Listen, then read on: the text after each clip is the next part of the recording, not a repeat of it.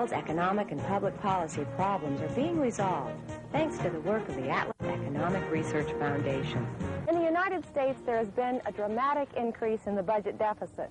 Urgent calls for change in our economic policies come from the entire political spectrum, each espousing a remedy best suited to its self-interest. Politicians try to satisfy the many special interest groups. The consequence is an expansion in government services, which increases the deficit, aggravating inflation and unemployment. Our country is at a threshold. However, for every problem, there is a solution. There are 26 economic research institutes around the world which Atlas has assisted. According to Nobel Prize-winning economist Milton Friedman, what these institutes do is they tend to influence the attitudes of the public at large, and they tend to change what it is politically profitable for the politicians to do. Prime Minister Margaret Thatcher has credited the Institute of Economic Affairs in London with creating the climate of opinion which made her victory possible. In a letter to Antony Fisher, the founder and president of Atlas Foundation, she writes, "I wish you every success in your efforts to advance the principles in which we all believe. I am one of your strongest supporters." Bob Waterman is the author of the best-selling book In Search of Excellence. He believes that the success of Atlas is attributed to the fact that it is result-oriented. When we did the research behind In Search of Excellence, whether we were talking to Howard Head, the giant IBM Corporation, 3M, Hewlett-Packard, some of the others, what we found was whenever anything important and innovative was getting done, it was getting done through what we call product champions. Product champions are those individuals in organizations who push things through the bureaucracy and through the system almost regardless of the opposition. In my mind, the Atlas Group and its founder, Antony Fisher, are such champions. In this case, the product are the solution to many of today's problems. By funding the research and the champions, what I believe is that Atlas is playing a very important role in contributing to our quality of life. The driving force behind Atlas is Antony Fisher. He is admired throughout the world as a leading advocate of independent public policy research. During World War II, he was a fighter pilot in the Royal Air Force. In 1955, as a successful farmer and businessman, he founded the Institute of Economic Affairs in London. This institute is now one of the most internationally respected centers for academic research and education, having published over 300 books sold in 44 countries. Fisher played an important role in the development of the Fraser Institute in Vancouver, the Manhattan Institute in New York City, and the Pacific Institute in San Francisco, among others. Mr. Fisher, to what do you attribute the considerable success of these institutes? After the war, I found England slipping into socialism, the people somehow believing that government was going to solve all their problems. I happened to read F.A. Hayek's book, The Road to Serfdom, and asked his advice. He told me, keep out of politics and make your case to the intellectuals, that is, the teachers, the students, and the media, because they, in turn, influence the people. Abraham Lincoln has said, with public sentiment, nothing can fail. Without it, nothing can succeed. So he who makes public sentiment actually makes legislation possible. How do they differ from an institute funded by the government or academically, for example? Well, these institutes have been so successful for two reasons. First, because of the unbiased research, which isn't influenced by any vested interest. For instance, a trade union, a government department, or a chamber of commerce. And second, because the researchers, without attacking people, produce solutions to pressing public policy, economic and social problems. Because recommended solutions to the problems criticize systems, never people, and are invariably new and objective, these views on current controversies are treated as newsworthy and given considerable publicity. The media plays a strong role in their success. Every day, one or another of these institutes makes headlines in some leading newspaper or magazine. They've received coverage in Time, Newsweek, The Washington Post, The New York Times, and on television. The secret of Atlas's effectiveness lies in its expertise and impartiality. Atlas's methods have a proven track record in many countries, both large and small. Here are some film clips demonstrating the methods and the consequences of some of the institutes which I have helped. The first is from a profile broadcast nationally by the Canadian Broadcasting Company about the Fraser Institute of Vancouver, BC, in late 1983, demonstrating the impact of the Institute and its director, Dr. Michael Walker.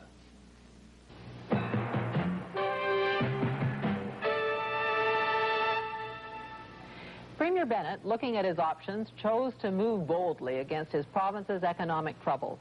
The route he's pursuing, using cutbacks and layoffs to reduce government spending, are the sort of strategies advocated most notably by President Reagan in the United States and Prime Minister Margaret Thatcher in Britain. But where did these ideas develop in Canada, and why has British Columbia become the first to advocate the neo-conservative line? Many say that Bennett got the initiative for his restraint program from a small BC think tank. John Daly of CBC Vancouver's Pacific Report sends this documentary on the Fraser Institute. The Fraser Institute is not just a bunch of academics sitting around conceptualizing. This think tank is on the move, and it's gunning for some very basic changes in our social system. Targets include Medicare, minimum wage laws, and unemployment insurance. The top man in the tank is one Michael Walker. With the help of the media, on TV, on his own radio show, and in his newspaper columns, Walker has driven the Vancouver-based Fraser Institute to headline-grabbing prominence across the country. The Vancouver Sun says it's Canada's leading policy think tank. The Toronto Star says the Fraser is force-feeding ideas into the political mainstream. I would say, why do I need to go into politics when one can influence others who are in politics to do the right things? Then why go into politics?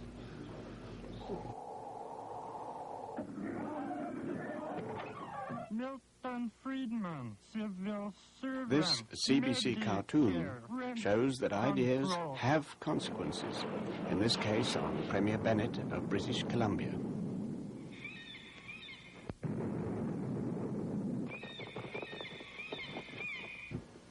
The Fraser's plans for society are outlined in the dozens of books it's published. It's difficult to say just how successful Michael Walker and the Fraser Institute have been. It is clear, though, that while it has its detractors, it also has considerable support from outside, from the general public, the corporate community, and from governments. In 1983, Dr. John Goodman set up his independent NCPA in Dallas. His first check for $20,000 came from Atlas, and with a budget of only $100,000, he was soon achieving press and TV coverage. Here are some brief excerpts from a few examples. The welfare system in America encourages people not to work and promotes the breakdown of families. That's the conclusion of a major report on welfare and poverty released today by a Dallas-based think tank. Each time a conservative politician advocates cutting back the federal welfare establishment, the liberal side cries heartless, cruel, insensitive, or worse. Jim McDaniel says a new study shows just the opposite may be true.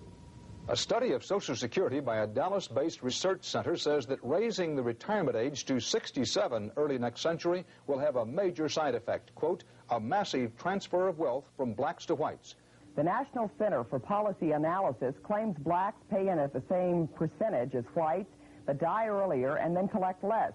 And under the new reforms, most black men will die before they collect a cent. A study by the National Center for Policy Analysis says the Medicare program is wasteful and inefficient and will continue to be so as long as beneficiaries are spending other people's money. They're more wrong with the system is they'll only look to the next election.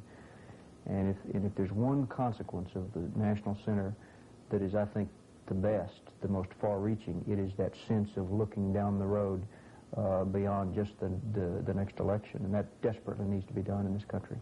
In 1977, I created the Manhattan Institute in New York, and in 1984, it has published Losing Ground by Charles Murray, which the New York Times has called the administration's new Bible, demonstrating the counterproductivity of government poverty programs since 1960. Losing Ground has received massive press, from the New Republic to Reader's Digest. In addition, Manhattan Institute made a television commentary shown on public broadcasting stations across the country. Walter Williams, The State Against Blacks, argues that the minimum wage and affirmative action programs have severely hurt the minorities they were intended to help.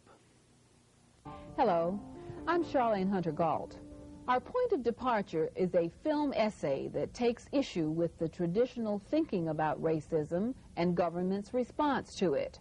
In fact, the essay argues that it is the very government programs designed to help blacks that have hurt them the most. My name is Walter Williams, and I'm an economist. Why does this poverty persist? Back in 1948, before dramatic increases in the minimum wage law, black youth unemployment was 9.4%. Today, it stays at 50% or more. That isn't because employers have become more racist. We can't even blame today's black youth unemployment on recession. No, the culprit here is the minimum wage law. The Institute of Economic Affairs of London is the oldest of the institutes. Here are some clips from its first video series supporting its publication on unemployment, which is required reading for the Oxford and Cambridge exams of 1985 and 1986.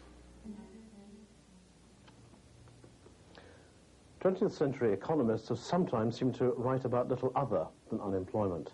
Every school of economists attempt to explain unemployment and to prescribe a cure. This video will examine various strands in the debates about unemployment.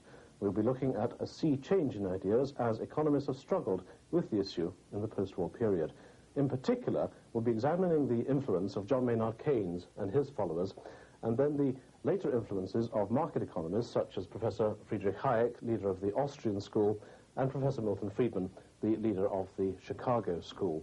One of the curious consequences of this, of course, is that cuts in government expenditure, if followed through by cuts in taxation, with those cuts in taxation applied to the lowest paid, would actually have the effect of reducing unemployment, which is directly contrary to the usual understanding that cuts in government spending are liable to increase unemployment. So there it is, the nub of the problem. Employers cannot afford to use labor that is worth less than the available level of state benefits. And the individual obviously has no real interest in finding work that doesn't pay more than the level of social security. One only has to look at an area like Liverpool to see the kind of effect that this has on our economy and on the problem of unemployment. With the decline of the docks and the car industry, unemployment in Liverpool is now running at around 20%. Atlas neither runs nor controls any of these totally autonomous institutes. Each is effective in its own particular way. Here are a few more examples. The Adam Smith Institute attracts massive press coverage, and its directors and speakers appear regularly on British television. What we do in the Adam Smith Institute is publish well-researched ideas, and we publish them into the public domain in the hopes that we can get press discussion stimulated, so they become part of the policy options available to legislators. One thing I am persuaded